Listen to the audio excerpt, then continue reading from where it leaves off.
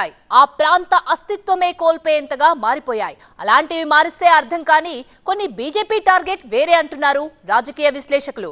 Hyderabad, Nizamabad, Karimnagar, Adilabad particular గా ఈ జిల్లాల పేర్లు మార్చాలి అంటోంది.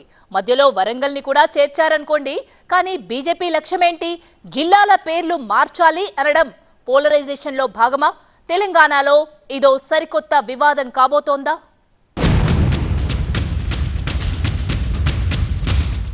తెలంగాణ బీజేపీ చేస్తుంది ఒక విధంగా సంచలన డిమాండే. కొన్ని జిల్లాల పేర్లు మార్చాలి అని అసెంబ్లీ సాక్షిగా ఓ ప్రతిపాదన చేసింది. నిజానికి తెలంగాణలోని కొన్ని జిల్లాల పేర్లు మార్చాలి అనే స్టాండ్ ఎప్పుడో తీసుకుంది బీజేపీ. ఇప్పుడు ఏకంగా పేర్లు మార్చాల్సిందే అంటూ అసెంబ్లీ సాక్షిగా అడిగింది. తెలంగాణలో వాహనాల రిజిస్ట్రేషన్ ను టీఎస్ నుంచి టీజీగా మార్చుతూ సీఎం రేవంత్ రెడ్డి నిర్ణయం తీసుకున్నారు. అలాగే తెలంగాణ చిహ్నం, తెలంగాణ తల్లి విగ్రహంలోనూ మార్పులు చేస్తామని రేవంత్ సర్కార్ చెప్పేశారు. ఆ వర్క్ కూడా జరుగుతోంది. పనిలో పనిగా కొన్ని జిల్లాల పేర్లు మార్చాలని కూడా అడుగుతోంది బీజేపీ. అసెంబ్లీ ఎన్నికలకు ముందు బీజేపీ ఇచ్చిన హామీనే ఇది. అధికారంలోకి వస్తే తెలంగాణలోని పలు నగరాల పేర్లు మారుస్తామని ప్రజలకు ప్రామిస్ చేసింది. మొన్న ఎన్నికల్లో 8 అసెంబ్లీ సీట్లు గెలవడం, పార్లమెంట్ ఎన్నికల నేపథ్యంలో Nizamabad urban BJP MLA Dhanpal Suryanarayana Gupta ప్రభుత్వం ముందు ఈ డిమాండ్ పెట్టారు. హైదరాబాద్ పేరును భాగ్యనగరంగా, నిజామాబాద్ ని ఇందూరుగా, ఆదిలాబాద్ ని ఏదులాపురంగా, వరంగల్ ను ఓరుగల్లుగా మార్చాలని డిమాండ్ చేశారు ధన్పాల్. హైదరాబాద్ ను భాగ్యనగరంగా మార్చాలని బీజేపీ ఎప్పటి నుంచో డిమాండ్ చేస్తోంది. గతంలో హైదరాబాద్ కు వచ్చిన బీజేపీ ముఖ్య నేతలు ఈ డిమాండ్ కూడా వినిపించారు. ముస్లిం పరిపాలనలో పాత పేర్లని మార్చుకోవడం జరిగింది.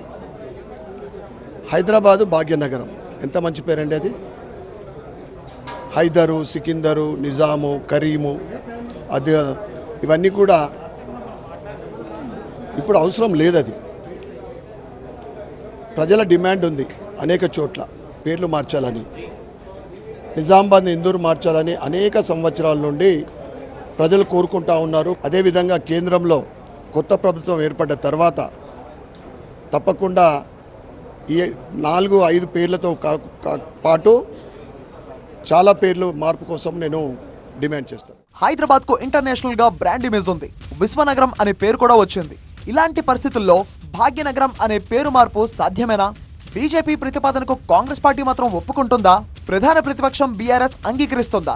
అందులోనూ ఎంఐఎంతో స్నేహం కోసం ఉన్న అన్ని అవకాశాలను ఉపయోగించుకుంటోంది కాంగ్రెస్ పార్టీ. ఇలాంటి సమయంలో బీజేపీ డిమాండ్లను అంగీకరించి జిల్లాల పేర్లు మార్చుతుందా? టీఎస్ ను టీజీగా మార్చడం, తెలంగాణ చిహ్నం, తెలంగాణ తల్లి విగ్రహంలో మార్పులు చేయడాన్ని తెలంగాణ అస్తిత్వానికి సంబంధించిన విషయాలుగా చెప్తోంది కాంగ్రెస్ పార్టీ. మరి ఎలాంటి అస్తిత్వం కనిపిస్తుందని నగరాల పేరు మార్పు విషయాన్ని కాంగ్రెస్ ప్రభుత్వం పరిగణలోకి తీసుకుంటుంది? అసలు మన దేశానికి భారతదేశం అని పేరు మొన్న G20 మీటింగ్ లో ఇండియాకి బదులు ప్రెసిడెంట్ ఆఫ్ భారత్ అని రాస్తేనే కాంగ్రెస్ నేత జయరాం రమేష్ విమర్శలు గుప్పించారు. ఉన్నదేదో ఉంది, వాటిని అలాగే ఉండనివ్వాలి అనేది కాంగ్రెస్ పార్టీ నిర్ణయం. అలాంటిది ఇలాంటి పేర్ల మార్పుకు తెలంగాణ కాంగ్రెస్ ప్రభుత్వం ఒప్పుకుంటుందా? సో ఇదంతా ప్రజా సమస్యలను డైవర్ట్ చేయడానికే తప్ప మరొకటి కాదంటుంది కాంగ్రెస్ పార్టీ. మోదీ గారి అపాయింట్మెంట్ మీరు తీసుకోండి, అఖిలపక్షం ముఖ్యమంత్రి గారు లీడ్ చేస్తారు. ఇక్కడున్న సమస్యలన్నింటినీ కూడా మోదీ గారికి వివరిద్దాం, దానికి సహకరించమని చెప్పండి. కానీ సమస్యలు పక్కన పెట్టేసి పట్టణాలు అనేది చర్చ తీసుకురావడం అంటేనే ఇష్యూను డైవర్ట్ చేయడం. తెలంగాణకు నిధులేవి అని మిమ్మల్ని అడిగితే మీరేమో పట్టణాల పేర్లు మార్చమంటున్నారు. అంటే ఒకటి సమస్య అయితే ఇంకో సమస్యను క్రియేట్ చేయడం ద్వారా సమస్యగానే ఉంచాలని ఒక ఎత్తుగడ భాజపాది ఉంటుంది. కాబట్టి డెఫినెట్గా ఇలా ఈ తాలూకా రాజకీయాలన్నీ కూడా కాంగ్రెస్ పార్టీ గమనిస్తున్నది. కేంద్రంలో బీజేపీ అధికారంలోకి వచ్చిన తర్వాత ఎన్నో నగరాల పేర్లు మార్చేసింది. ఒక్క ఉత్తరప్రదేశ్ లోనే ఊర్ల పేర్లు, యూనివర్సిటీలు, చారిత్రక ప్రదేశాలతో కలిపి కనీసం 40కి పైగా పేర్లు మార్చారు. త్వరలో ఆగ్రా, ముజాఫర్ నగర్ పేర్లను కూడా మారుస్తా అంటున్నారు యూపీ సీఎం యోగి ఆదిత్యనాథ్.